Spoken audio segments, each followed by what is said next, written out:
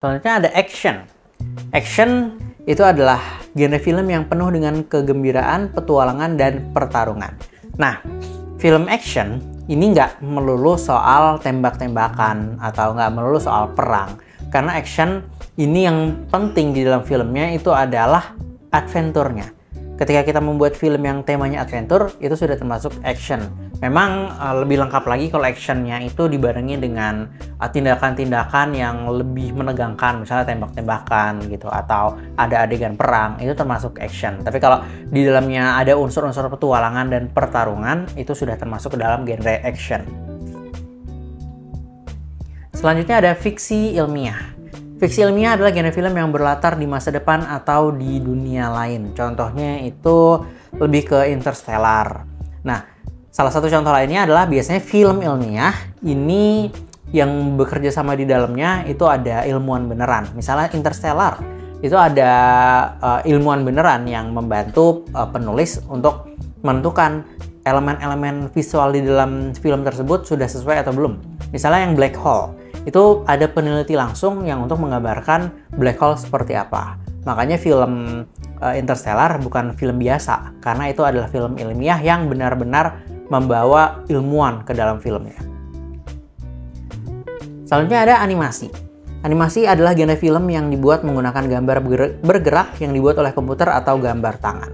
Nah, untuk animasi, ini bisa dibilang adalah film kartun. Film kartun baik itu anime atau anime ya memang artinya kartun ya. Itu mau dari pabrikan Jepang, mau dari Amerika, Indonesia, Nusa dan Rara, itu juga termasuk animasi. Atau kita bikin film menggunakan aplikasi After Effects misalnya, itu juga termasuk dalam animasi. Yang pasti itu gambar yang dibuat oleh komputer namanya animasi. Tapi ada juga gambar yang dia itu tidak menggunakan komputer untuk menggambarkan tokohnya. Ada juga yang dia menggunakan properti, misalnya boneka yang diambil gambar seperti stop motion. Salah satu filmnya itu Sound the Ship, itu adalah salah satu animasi yang diambilnya menggunakan kamera seperti yang digunakan film-film. Jadi difoto satu persatu frame-nya. Dia nggak pakai animasi dalam artian di-generate di komputer, tapi dia diambilnya itu seperti stop motion. Jadi dia ada boneka Sound the Ship-nya, ada juga tokoh-tokoh lainnya. Nah, itu diambil satu persatu gambarnya. Yang keempat ada dokumenter. Dokumenter adalah genre film yang menyajikan peristiwa nyata. Film dokumenter dapat mengeksplorasi berbagai topik seperti sejarah, politik, dan budaya. Nah, untuk film dokumenter, ini bisa termasuk dokumenter apapun ya. Bisa dokumenter pemain bola, bisa dokumenter sejarawan, bisa dokumenter bangsawan. Itu pada intinya dia menceritakan tentang kehidupan seseorang dari kisah nyata. Jadi dokumenter itu sudah pasti kisah nyata karena dia mendokumentasikan sesuatu yang sudah pernah ada sebelumnya lalu dirangkum untuk dijadikan sebuah film dokumenter. Nah, kalau untuk film dokumenter memang dia formatnya tidak seperti film lain. Yang mana kalau film lain itu kan dia ada kru, syuting menggunakan DOP dan lain-lain. Kalau film dokumenter biasanya lebih menekankan pada story-nya, pada faktanya. Jadi kalau unsur sinematografi sebenarnya dia nggak terlalu bukan tidak diperhatikan, tapi memang poin utamanya adalah untuk melihat situasi nyata pada saat kejadian yang mana dirangkum dalam suatu film. Nah, ini ada beberapa contoh poster film yang dari berbagai zaman gitu ya. Kalau untuk animasi ada Spirit Away, drama ada Follow Our Heart, untuk yang horror ada Red Out, action ada 1944, komedi ada Warkop PKI Reborn, dan lain-lainnya. Nah, taktik dan teknik khas setiap genre film. Setiap genre film memiliki seperangkat taktik dan teknik khas yang digunakan untuk menciptakan efek yang diinginkan oleh penonton. Kita mulai dari drama.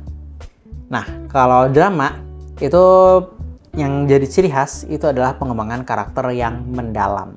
Jadi tokoh utamanya ini benar-benar situasinya kalau nggak susah banget, itu dia bahagia banget. Tapi biasanya kalau film drama kan dia mainin emosi, jadi harus ada bagian yang sedihnya banget gitu.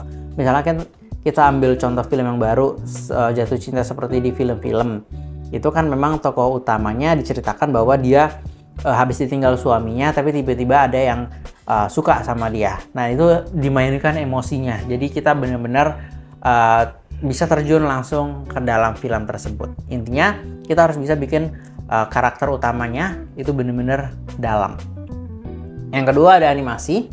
Animasi ya pastinya gaya animasi yang unik. Maksudnya adalah pergerakannya, lalu juga dari gambarnya, dari polesannya itu harus smooth dan ceritanya juga harus bagus. Kalau di animasi kan ada namanya efek smear gitu ya, itu yang kadang dilebay-lebayin. Nah itu harus ada tuh di dalam animasi biar filmnya itu lebih menarik. Selanjutnya aksi. Yang menjadi ciri khas dari aksi adalah timing yang tepat. Jadi kan kalau untuk film action itu biasanya ada peperangan gitu ya, ada tonjok-tonjokan, tembak-tembakan, itu kan ada koreografinya dulu. Nah itu diperlukan timing yang tepat antara pergerakan si pemain dengan pergerakan kamera. Itulah yang dimaksud timing yang tepat. Jangan sampai itu lagi adegan lari misalnya, atau lagi adegan berantem tinju-tinjuan. Jangan sampai nanti tinjunya udah di kepala tapi kameranya masih di bagian kaki. Nah ini harus memiliki timing yang tepat. Intinya timing dan juga latihan sangat dibutuhkan dalam film aksi atau film action.